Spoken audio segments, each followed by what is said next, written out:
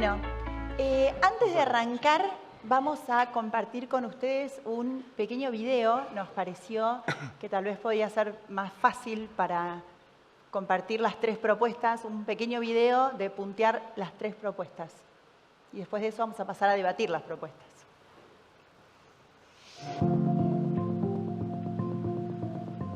La falta de reglas de juego claras y estables atentan directamente contra la inversión privada, porque impiden proyectar a largo plazo, generan incertidumbre y desconfianza. Desde IDEA proponemos 3 acciones concretas para mejorar el entorno de negocios, fomentando la inversión en el país y promoviendo su desarrollo sostenible. Es imperativo fortalecer la función del Congreso de la Nación, adecuando la regulación de los decretos de necesidad y urgencia conforme a lo establecido en la Constitución Nacional. De esta manera se garantiza el equilibrio entre los 3 poderes. Es el Congreso, con los representantes del pueblo y de las provincias, el que debe legislar. La reforma de la Constitución Nacional de 1994 permitió al Ejecutivo ejercer una función legislativa de modo excepcional mediante el dictado de DNUs, debiendo ser luego sometido a un control y validación por parte del Congreso. El control actual dispone que el DNU solo pierde vigencia si es rechazado por ambas cámaras del Congreso. Este control ha demostrado ser ineficaz, ya que facilita cambios frecuentes y repentinos en el entorno regulatorio mediante la emisión de DNUs, lo cual genera falta de estabilidad y de previsibilidad para los inversores y para la ciudadanía en general. De 1994 a hoy se han dictado una gran cantidad de DNUs, ninguno ha sido dejado sin efecto por el Congreso. Por eso, proponemos modificar la actual legislación estableciendo que el DNU deba ser aprobado en forma expresa por ambas cámaras dentro de los 60 días corridos contados desde la fecha de su dictado. Caso contrario, perderá su vigencia. Hay que fortalecer el federalismo y el sistema republicano regulando el sistema de coparticipación federal. La reforma constitucional de 1994 establece que el régimen de coparticipación tiene que ser regulado mediante una ley convenio que garantice la automaticidad de la remisión de fondos, contemplando criterios objetivos de reparto. Asimismo, dispone que la distribución debe ser equitativa y solidaria, dando prioridad al logro de un grado equivalente de desarrollo. Hoy, 28 años después, esta ley todavía no ha sido sancionada, posibilitando un manejo discrecional de esos fondos por parte del Ejecutivo de turno. Esto a veces condiciona la independencia de las provincias a la hora de intervenir en el Congreso y asimismo les permite presionar al Poder Ejecutivo para el voto de alguna ley en particular. El fortalecimiento de la división de poderes y de las instituciones es estructural al funcionamiento de la República para generar reglas de juego claras y estables. Proponemos dar pleno cumplimiento al mandato constitucional y sancionar una ley convenio de coparticipación federal. Por último, es necesario generar una transformación en la justicia que permita facilitar el acceso a todos los ciudadanos, que posibilite bajar los costos y tiempos de los procesos judiciales, que transparente los criterios judiciales y los tiempos en la tramitación de los juicios. La falta de previsibilidad de los fallos judiciales atenta contra la confianza del ciudadano y de la comunidad empresarial en la justicia. Fortalecer la confianza de la ciudadanía y de la comunidad empresarial en el Poder Judicial es esencial para promover la inversión privada y así la generación de empleo y un desarrollo sostenible del país. Proponemos implementar programas de gestión y transformación digital que contribuyan a generar un servicio de justicia eficaz, rápido y previsible. Un entorno transparente que permita al ciudadano y al inversor no solo acceder y obtener veredictos en tiempos razonables, sino también poder acceder a información que permita estimar con mejor asertividad los criterios de interpretación.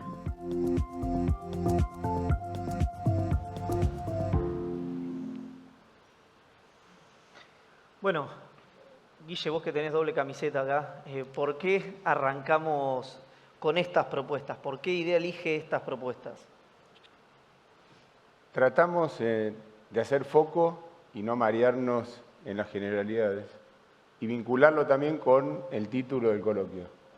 Voy a tratar de explicar el punto y el porqué, pero ese es el norte que seguimos. Las reglas de juego existen, afortunadamente. Están en la Constitución Nacional. El problema es que o no las conocemos y por eso no las cumplimos, o a veces las conocemos, pero no tenemos muchas ganas de acordar o hacer el esfuerzo de ceder para lograr instrumentar lo que ella manda. ¿Qué es la Constitución? Es la hoja de ruta de un país. Tiene principios, derechos, instituciones, y funcionan como dique de contención a los humores de turno, a los cambios políticos, cambios de gobierno. De modo tal que a mayor calidad institucional, mayor cumplimiento de la Constitución, menor posibilidad de irnos a la banquina para un lado o por el otro porque cambió un gobierno. El medio vaso lleno es que Argentina recién está aprendiendo a vivir en democracia. Llevamos 39 años y esto hay que valorarlo. Veamos, no seamos tan exigentes. Cuesta acostumbrarse a convivir, deliberar, tener un congreso. No es algo que no venimos con un hábito muy grande de solucionar los problemas pacíficamente, que gracias a Dios, del 83 hasta ahora venimos muy bien. El año que viene cumplimos 40 años. Veámoslo con ese nivel de comprensión a la problemática, para no ser tremendistas. Yo en ese sentido soy muy optimista. Ahora, elegimos, no podemos abordar todos los temas. Dijimos, bueno, a ver, alineemos 3 grandes puntos que tengan altísimo impacto y que estén alineados con el título del coloquio. El título del coloquio es Ceder para crecer. Daniel Herrero el otro día comentaba en el inicio el significado que puede tener cuando un sinónimo es transigir. Transigir, cuando uno lo busca en el diccionario, es acordar un término medio en aras de solucionar un conflicto o en aras de lograr un entendimiento en algún tema. Y entonces buscamos 3 temas que no están cumplidos y están en la Constitución Nacional, que en caso de cumplirlos van a tener un impacto fenomenal. Como en toda crisis no buscamos 30 prioridades, acá buscamos 3, nada más. Con estas 3 yo diría que solucionamos la mayoría de los problemas. El primero de los temas es el vinculado con los DNU. Los DNU creo que todos los hemos padecido. En el caso mío me ha sacado de las casillas más de una vez porque no logro, me sacan un DNU, destrozan una empresa, destrozan las reglas. Cuando uno mira, le pasó a todos los gobiernos, no es un solo gobierno. Hay una adicción a los DNU en Argentina y están prohibidos por la Constitución Nacional. En la reforma del 94, la reforma dijo que son nulos de nulidad absoluta, salvo en casos excepcionales, no los voy a enumerar ahora. Fue en el 94 y dijo la Constitución que había que regular por ley la intervención del Congreso, cómo controlaba la vigencia o no de los DNU. Desde el 94 a hoy, con esta prohibición y diciendo que es excepcional, se emitieron más de 830 DNU. Esto para que vean más o menos qué grado de cumplimiento le damos a los DNU y cuando uno ve, todos los gobiernos, sin excepción, acudieron a los DNU. Ninguno desistió de acudir a los DNU. La regulación que la Constitución decía que había que hacer demoró 12 años. Y la reguló mal. Tan mal la reguló que al día de hoy todavía no rechazaron ningún DNU, es decir, siguen todos vigentes. ¿Qué decía la Constitución? La ley, que tenía que ser, era vigente el DNU, salvo que fuera rechazado por las 2 cámaras. Es muy difícil que se rechace por las 2 cámaras, solamente en los hechos nunca se rechazó por las 2 cámaras ningún DNU. Esto prueba que la ley no anda, entonces venimos con una propuesta. Bueno, no podemos vivir con tanto DNU. ¿Cuál es la propuesta? El DNU se emite y si en 60 días las 2 cámaras no lo aprueban, lo derogamos. No inventamos la pólvora. Así funciona España, así funciona Italia, 60 días, 30 días, así funciona Brasil y creo que sería una medida saludable porque ya nos deja, no estamos a tiro de DNU en cualquier cosa. Tiempo me queda poquito. Bueno, las otras 2 los dejo para después. Una es ley de coparticipación. La Constitución dijo, bueno, saquen una ley de coparticipación, dio 2 años, venció en el 96 el plazo, pasaron 28 años, de 26 años, todavía no la tenemos. Y la tercera, dar transparencia a la justicia con un tablero de gestión que nos permita, como en cualquier empresa, ver cómo funcionan y evaluarlos. Punto. Gracias, Guillermo. Bueno, 3 propuestas muy concretas, ¿no? ¿Cómo limitamos un poco la facultad del Ejecutivo de emitir DNUs cuando la facultad de legislar es del Congreso? Ley de coparticipación federal, casi 30 años que la Constitución nos ordenó tener una ley de coparticipación federal, salió también en el bloque anterior de finanzas públicas, hoy no la tenemos, y cómo logramos tener una justicia más transparente, más eficiente, más previsible. Facundo, desde tu visión, desde las empresas, desde el mundo inversor, ¿cómo te suenan estas propuestas? Mira, las propuestas me parecen, bueno, primero muchas gracias, gracias por estar acá y por la invitación. Las propuestas me parecen muy interesantes, creo que son muy valiosas, están bien pensadas, razonadas, pero creo que fundamentalmente me apalanco en lo que votaron todos los que están acá presentes, que es la palabra consenso que aparecía atrás, ¿no? Es decir, sin consenso no hay estabilidad. Y creo que el consenso es necesario para destruir la famosa grieta que hoy tenemos en el país. La grieta lo que hace es que no sepamos qué es lo que va a pasar más adelante. Todo puede cambiar.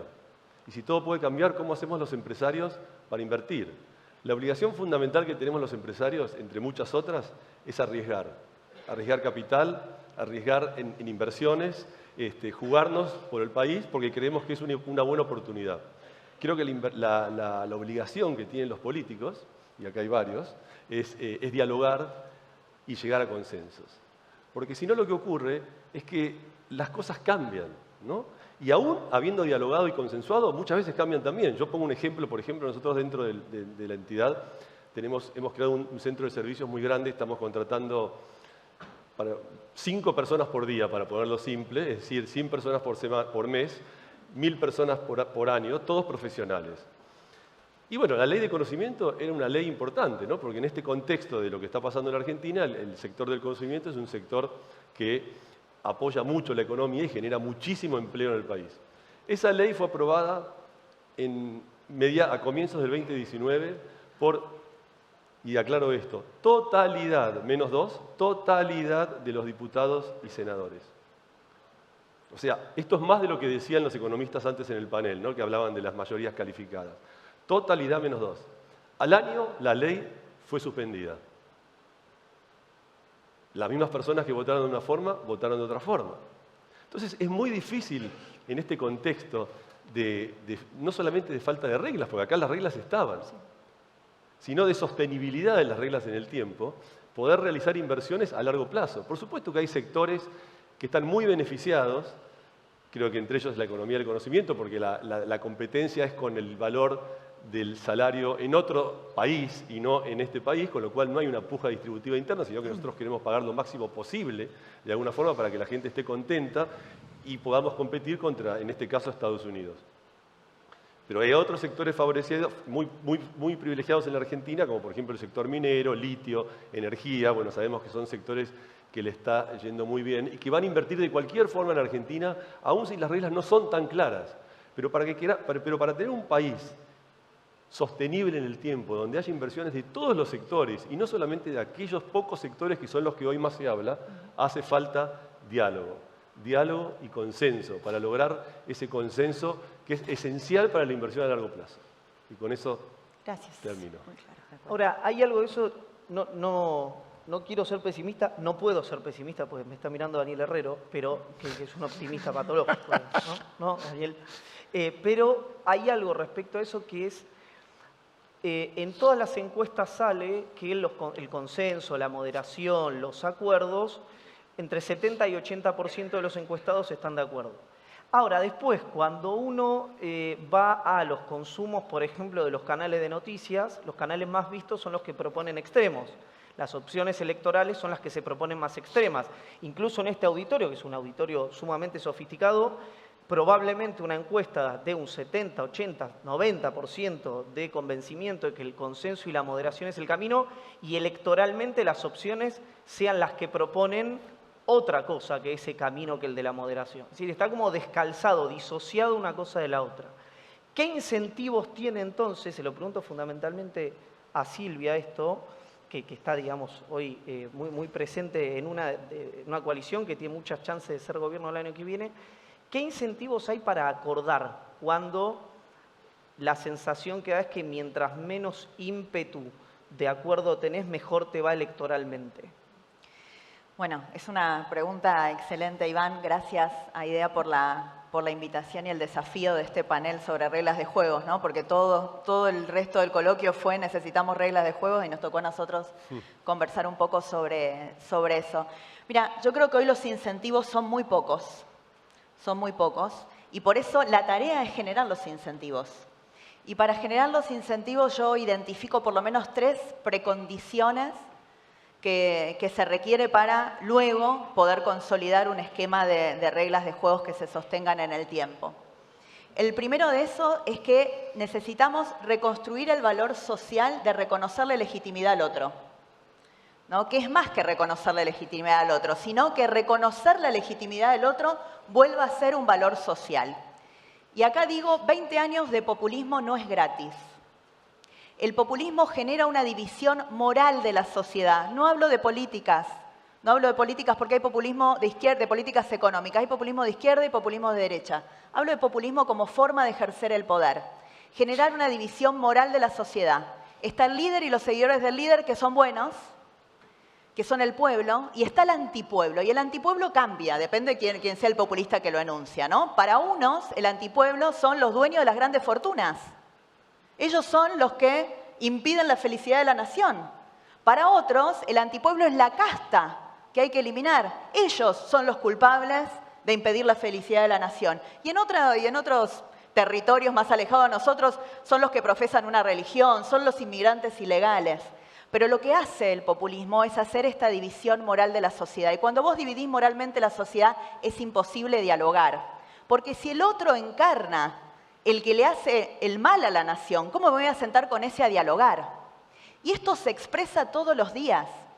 Cuando nosotros nos pasamos años escuchando que es este afán lucrativo del campo el que prohíbe que los argentinos lleguen a una mesa razonable y tengan comida en la mesa de los argentinos, el día que me tengo que sentar con el campo a trabajar una política sectorial, tengo que salir a justificarme con los míos diciendo me arrancaron el dólar soja, porque si no pierdo legitimidad. Y lo mismo va a pasar con los que hoy dicen que los políticos son una casta expoliadora de la sociedad a la que hay que exterminar. Bueno, mañana quiero hacer la reforma que yo mismo propongo, de quitarle todas las funciones al Banco Central. ¿Cómo voy a conseguir los 90, 100 diputados que me van a hacer falta para hacer esa política? ¿Negociando con la casta expoliadora que hay que exterminar? Entonces, una precondición para todo esto es abandonar esta división moral de la sociedad, volver a reconocer legitimidad en el que es votado porque es votado, en el que representa una empresa porque ha sobrevivido mucho para tener esa empresa y tal vez hoy ser uno de los dueños de las grandes fortunas y tal vez no, ser un empresario pyme que la está remando y reconocerle al sindicalista que si lo eligen, evidentemente ha de representar a su sector, ¿no? Reconocer esta legitimidad me parece que es el primer punto central. Segundo punto que quería señalarles, tenemos que reconstruir la idea de futuro en la Argentina. Hoy, cuando empezó el coloquio, lo dijeron los empresarios, ¿no? ¿Ceder para qué? ¿Cuál es la idea de futuro detrás de ceder? Después vinieron los sindicalistas y dijeron lo mismo. No es que nosotros no querramos ceder, es que tenemos que entender esto cómo nos va a beneficiar más adelante. ¿Cuál es el horizonte de mediano plazo donde mi sesión de hoy tiene sentido mañana? Y esto en la Argentina no existe en este momento hace rato. Hemos destruido la idea de futuro, pero no el gran relato nacional, no solamente esto de ser la Argentina granero del mundo de algún momento, la Argentina de clase media y movilidad social de otro momento de nuestra historia. Nosotros hoy no tenemos ni un gran relato colectivo y no tenemos una idea de futuro mínimo, de futuro individual, de futuro de las personas, ¿no? ¿Cómo me inserto yo en este proyecto de futuro? Yo siempre pongo este ejemplo. Nosotros destruimos la capacidad de ahorrar. ¿Qué significa destruir la capacidad de ahorrar para millones de argentinos? Significa que le quitaste esa esperanza de la intertemporalidad, le quitaste el futuro, ¿no? La capacidad de ahorrar es esa confianza en que después de un tiempo voy a tener una oportunidad de invertir eso que ahorré. Le quitamos la capacidad de ahorrar por ingresos y le quitamos la capacidad de ahorrar por herramientas, porque le sacamos las pocas herramientas con las que la mayoría de la clase media ahorraba, ¿no? El dólar, no pueden comprar dólares. Bueno, fíjense. Y por último, en esta cosa de futuro, nos asombramos cuando los chicos en el 80% dicen que se quieren ir del país. Eso los que pueden. ¿no? Yo siempre digo, el que dice que se quiere ir para ahí, algo de futuro ve en otro lado. Mucho peor están los que ni siquiera piensan eso. Pero, ¿saben? Un adolescente pasa a ser adulto no solamente porque acumula años. Un adolescente pasa a ser adulto, según la teoría de las transiciones, de la autonomía de las personas, cuando logra separarse de la tutela de los padres. De dos maneras. Sustentándose, consiguiendo un trabajo para ser autosustentable, ¿no? A él mismo y a su familia, y saliendo del hogar paterno-materno. ¿Cuántos chicos hoy tienen un trabajo asegurado o un trabajo que les permita sustentarse, que les paguen por encima de la línea de la pobreza? ¿Y cuántos chicos hoy pueden alquilar o pensar en comprarse una casa? Robamos el futuro inmediato. Entonces, lo que decían los empresarios, lo que decían los sindicalistas, lo dice toda la sociedad. Sin idea de futuro es imposible reconstruir esto. Y retomo por último tu último punto. Yo también creo que con la ley no alcanza. El ejemplo que vos pusiste, la economía del conocimiento, es magnífico, Facundo. No alcanza con la ley. La ley en la Argentina perdió la garantía de la intertemporalidad. No sabemos cuánto va a durar la ley. Necesitamos que para que estos consensos, que además no dan resultado al otro día, se mantengan en el tiempo, haya un compromiso social. ¿Y cómo se consigue ese compromiso social que va a sostener la política pública en el tiempo? Bueno, ahí no tengo la respuesta, así que les quito la ilusión, pero ahí llega, ¿no? Dice, no tengo la fórmula de Coca-Cola, pero lo que sí estoy segura es que sin ese consenso social que sostenga las políticas, la ley, el DNU, todo es endeble en la Argentina, así que tendremos que ponernos creativos y ver cómo involucramos a la sociedad en este sostenimiento de las reglas de juego. Gracias, Silvia.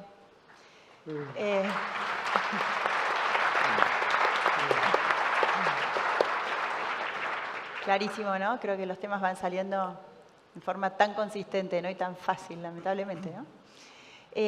Bueno, vamos a entrar un poquito a las propuestas concretas ahora, ¿no? A tratar de conversar un poquito sobre las propuestas concretas en los minutos que nos quedan.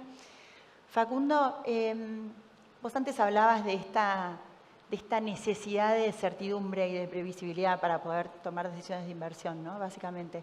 Y tiene que ver, vos decías, con las reglas, no solamente que existan, sino que se cumplan, que sean claras, que sean estables. Y después también tiene que ver con, cuando hay alguna diferencia, que existe un tercer poder, el Poder Judicial, que es el que las va a interpretar, ¿no?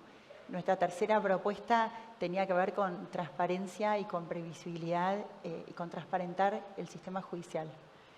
¿Cuánto influye eso en la cabeza del empresario, del inversor, el costo eventual de la justicia?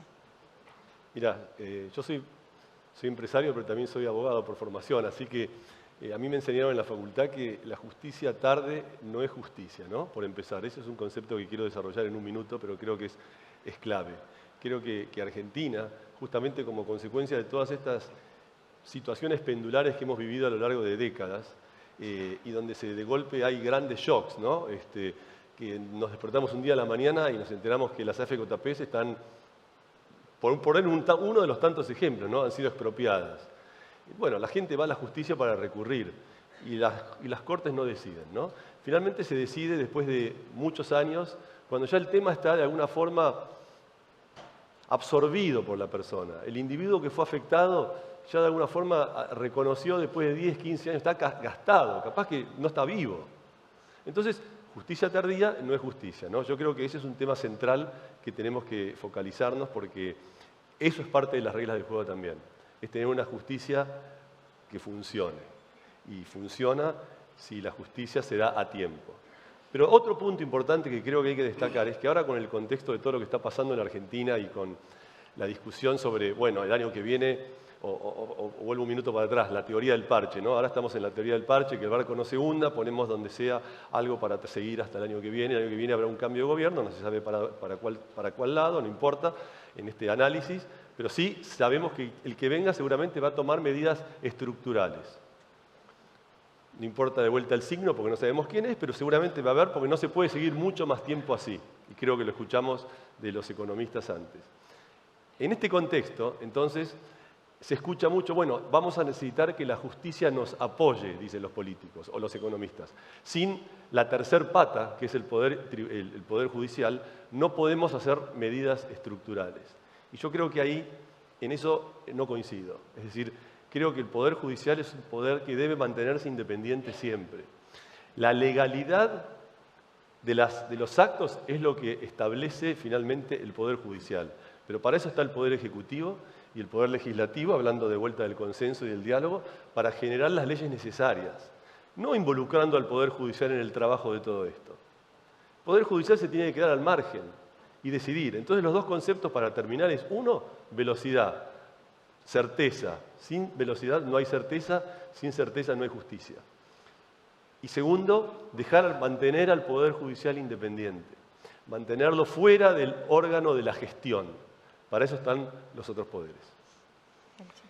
A mí me gustaría preguntarle a Rodolfo, que además de todo fue juez, digamos, si en una justicia, te eximo de lo que voy a decir, que está tan politizada de los estamentos inferiores hasta el máximo tribunal, tomando lo que decía recién Facundo, ¿se puede hacer algo en función de eso? Es decir, escindir a la política de la justicia, y qué propuestas puede haber para mejorar de alguna manera, porque integralmente también, volvemos al tema sondeos, es el poder del Estado que en casi todas las encuestas o institucionalmente sale siempre peor rankeado. Sí, yo creo que, primero déjame agradecer la invitación y celebrar la selección de los temas que explicitó muy bien Guillermo, porque son temas que si logramos superar el umbral, lo que planteaba recién la diputada Los Penatos, seguramente esos tres temas van a ser temas del acuerdo. Digamos. Esto va a ser un test, si estos temas se solucionan, va a ser un test de si realmente hemos pasado a un grado de madurez que supere la grieta. Específicamente en la justicia se puede, porque digamos, el problema de la justicia es, la politización de la justicia tiene mucho que ver con la judicialización de la política. Para mí son las dos caras de Jano. Si los políticos renuncian a la arena política y van a resolver sus disputas al campo de la justicia, naturalmente van a obligar a más de un juez a tomar partido. Y tomar partido por uno de los dos bandos políticos implica abandonar su postura de tercero imparcial, que es el elemento central de un juez. Aparte, por supuesto, de su capacidad, de su prudencia y de su sentido común, es también su condición de tercero imparcial. Así que me parece central discutir esto, no es, y va a tener otra consecuencia. Si yo judicializo la política, entonces voy a tener que designar jueces que tomen partido, porque ya decidí jugar el partido en la arena del Poder Judicial. Y esto es una calamidad absoluta para la justicia. Yo te aseguro que los jueces no quieren esto, por más que parezca lo contrario. El juez quiere hacer su trabajo, quiere estar tranquilo, quiere ser un tercero imparcial, no quiere que le lleven a decidir cuestiones que son ajenas a su competencia, cuestiones de naturaleza política.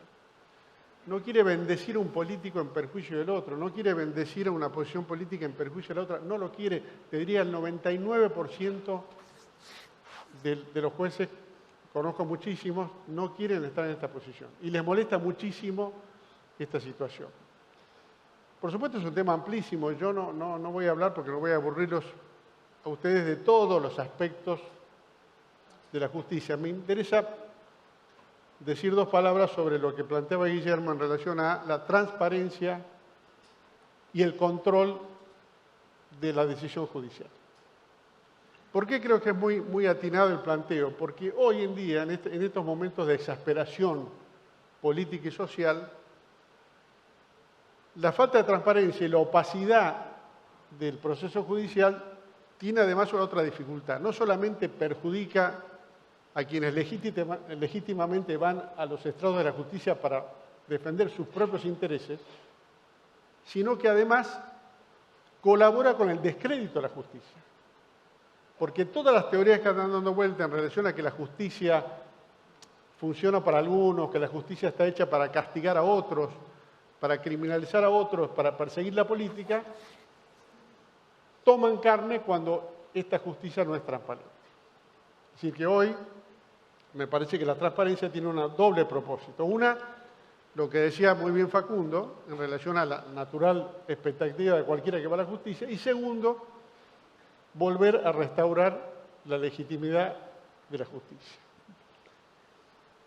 Y el tema del control es muy importante. Mira, acá hubo experiencias de auditoría. Una la hizo propiamente el Colegio de Abogados de la ciudad, que fue muy resistida en la justicia, debo decirlo. Yo creo que, no sé si todavía estaba en la justicia cuando se hizo, no, ya estaba en el Senado. Era senador. Ya estaba en el Senado, porque fue una auditoría externa y ex post facto. Entonces, era una auditoría que a lo sumo podía lograr poner en evidencia, no era poca cosa, ojo, no fue poca cosa, las falencias, las demoras en el proceso de distintos procesos judiciales y además señalar responsabilidades de los decisores judiciales que eran responsables de esas demoras. Yo creo que tenemos que ir un poco más allá y lograr que la propia justicia genere mecanismos de control y de monitoreo permanentemente sobre sus procesos judiciales. Esto, digamos, no es fácil por lo siguiente. Uno cuando... El proceso judicial es como una vida. Nace, se desarrolla y muere. Pero es muy difícil apreciarla en la totalidad de su ciclo vital, porque ese ciclo vital se da en distintos estadios, intervienen distintos operadores judiciales, en distintos momentos. Entonces, hasta ahora nadie ha logrado decir, che, lo que se pueden apreciar son instantes de ese proceso, lo que se llaman eventos o actos procesales. Entonces, uno puede decir, si vamos a decir mañana sí, yo te puedo decir cuántas demandas civiles se iniciaron, te voy a decir, se iniciaron en el mes de agosto 2.000 demandas civiles. Me vas a preguntar cuántas condenas se lograron, te voy a decir, se lograron 2.000 y pico de condenas. Pero todos son análisis, digamos, horizontales por actos procesales. Nadie dice, pero yo no quiero saber cuántas demandas me tengo, o cuántas condenas, sino quiero saber tal proceso cómo va, y cómo se desarrolla, y por qué los plazos no se cumplen. Y esto es lo que se llama monitoreo del proceso judicial. Y yo creo que se puede hacer. Sí, es una de las cosas que proponemos, Rodolfo, y perdón que te interrumpo, Sí. porque nos vamos a quedar sin tiempo. Y no podemos quedarnos sin tiempo porque nos faltan muchas cosas. Pero coincidimos totalmente, o sea, Sí. creo que está bueno entender que en los qué vamos coincidiendo y después en los cómo es lo que nos... Exacto. Después que termine el coloquio nos tenemos que sentar y seguir trabajando con todos los sectores para encontrar esos cómo, ¿no? Pero 100% se puede medir, se puede transparentar, se puede, claro que sí. Quiero seguir con las propuestas y me gustaría entrar ahora a hablar un segundo de los DNUs y le voy a preguntar de vuelta a Facundo y les cuento que se lo pregunto a Facundo porque nos parece muy importante bajar al mundo de la realidad de la comunidad empresaria que estamos acá, cómo estas cosas nos van a impactar y por qué es importante tocarlas, ¿no? Cuando vos haces un proyecto de inversión o tenés que asesorar a alguien, vos, entre otras cosas, considerás el marco regulatorio. Vos asumís que ese marco regulatorio, primero pedís que sea claro, que sea estable, que se interprete en forma consistente, como hablamos antes. Ahora, ¿qué pasa si tenés este atajo que te puede entrar un DNU y que después nadie lo controla por el costado? ¿Cómo impacta eso, no? Te respondo brevemente porque sé que estamos cortos de tiempo. Creo que los DNU son peligrosos. Creo que, de vuelta, insisto, hay que conseguir el diálogo y el consenso. Hay una parte relativamente importante del sector político que le cuesta mucho el diálogo en general, no solamente entre los políticos, sino con los empresarios. Me consta, digamos, que muchas veces uno quiere acercarse a determinado sector de la política y las puertas están cerradas, digamos, inclusive para el diálogo. Con lo cual, pero hay que seguir machacando, yo creo que hay que seguir machacando. Porque si no, finalmente termina en que el gobernante de turno recurre al DNU, porque es más fácil y más rápido. Y siempre en la Argentina estamos en una situación de emergencia o de urgencia. Y entonces el DNU nos encerramos en un gabinete, los que estamos al comando del país, y terminamos decidiendo el futuro. Eso hace y genera una debilidad hacia adelante. Por eso insisto mucho más. Aún habiendo leyes, también las leyes se pueden cambiar, como fue el ejemplo inicial que di. Pero creo que con DNU el riesgo es aún mayor. Sí. Con lo cual, por eso creo que la propuesta de DNU que presenta IDEA es muy valiosa en el contexto de todo lo que hemos vivido en la Argentina. Y de vuelta, no me refiero a un gobierno en particular porque lamentablemente la práctica de los DNU vienen de hace décadas. Sí, creo que el número que compartió Guillermo al principio es bien gráfico, ¿no? Más de 800 DNUs Nunca uno solo fue dejado sin efecto. Eso habla de que el control, como mínimo, no está funcionando. Yo quiero volver a Rodolfo por otro de los temas. Voy a hacer como, no sé si alguien acá leyó Mafalda, pero composición, tema, coparticipación. ¿Por qué tanto tiempo y nada ha ocurrido? Hay algunas discusiones constitucionales ahí, pero me interesa más, digamos, tu lectura política por eso. Sí, por dos motivos. Uno, porque es una ley que requiere un enorme consenso, no solamente digamos, de los legisladores que la tienen que votar, sino de los entes políticos que componen la República Argentina, que son las provincias, la Ciudad de Buenos Aires y la Nación. Es decir, requiere un acuerdo de esos entes, de todos, no puede quedar afuera una sola provincia, ni menos la ciudad, y después requiere una votación específica que empieza en este caso por el Senado, al revés de las votaciones de leyes, digamos, de tipo tributario que empiezan por la Cámara de Diputados. Esta es la razón de la dificultad y yo creo que evidentemente va a ser uno de los grandes temas que va a explicar la superación de la grieta. Por eso me parece que está excelentemente elegido. Tiene un síntoma de la superación sería Exacto, Okay. sería un síntoma excelente. Si querés características, yo creo que en realidad, fíjate vos que el propio artículo 75 de la Constitución habla de automaticidad como objetivo y de aporte objetivo. Automaticidad y objetividad es la pareja contraria a discrecionalidad y subjetividad. Es decir, está claro el proceso del constituyente, quiere buscar, y tiene que ver con las reglas, tiene que buscar automaticidad en el aporte y objetividad en la distribución. Y además de eso, por supuesto, lo dijeron en la inicial, tiene que ser equitativo, tiene que ser solidario, tiene que priorizar un grado, dice exactamente la Constitución, desarrollo, igualdad de oportunidades y calidad de vida. O sea que la distribución no tiene que ser aritmética, también tiene que tener estos puntos. Y esto tiene mucho que ver con la empresa, y voy a decir por qué. Y cerramos con esto, creo que tenemos poco Ustedes tiempo. saben que el 90% de las compañías están radicadas en 5 provincias argentinas, de las 24. Y esto tiene que ver con la igualdad de oportunidades. Obviamente una compañía se va a radicar donde sepa que hay un mercado, un potencial consumidor, y esto tiene que ver con la distribución de ingresos también.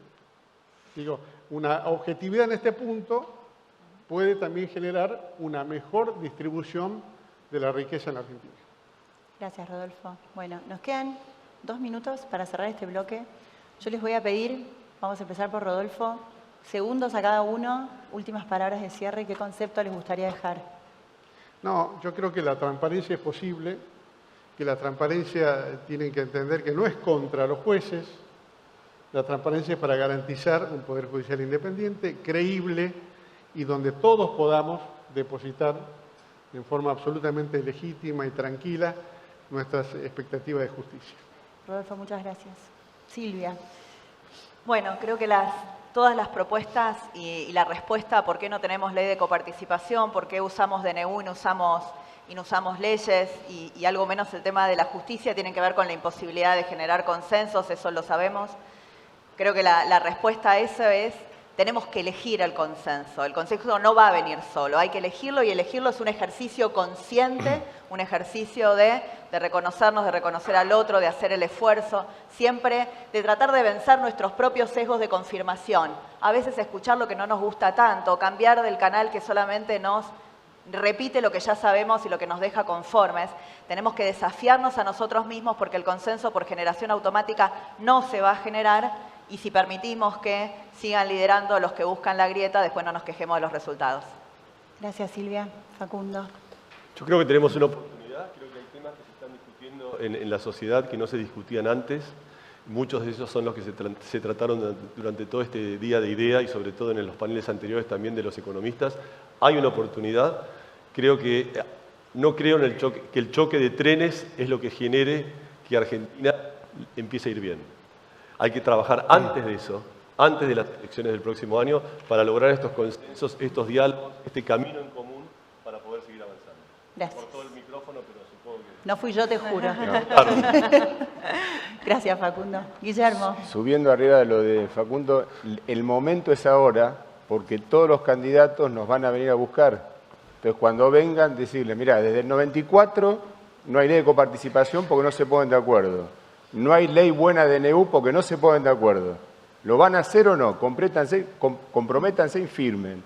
Destinatario del tema de la transparencia es el Consejo de Magistratura, porque la Constitución expresamente lo dice, que tiene que asegurar una eficaz prestación de servicio de justicia. Eficacia no la podés tener si no la medís. Lo que no medís no podés evaluar el desempeño. Eso hay que ir directamente a todos los integrantes del Consejo de Magistratura. Terminado, pero que cumpla. Tenemos un año ahora. Ahora nosotros tenemos el poder del voto. Y ojo que no es del último tiempo, Silvia. En el 94 el presidente era Menem. Se mandaron todos los DNU que quieras y se pasaron 12 años para sacar la ley. Esto es falta de cultura de todos. No quiero caer en la excusa, bueno, el populismo. Somos argentinos. Cambiemos porque si no, no salimos más. O generemos consenso, digamos. Muchas gracias.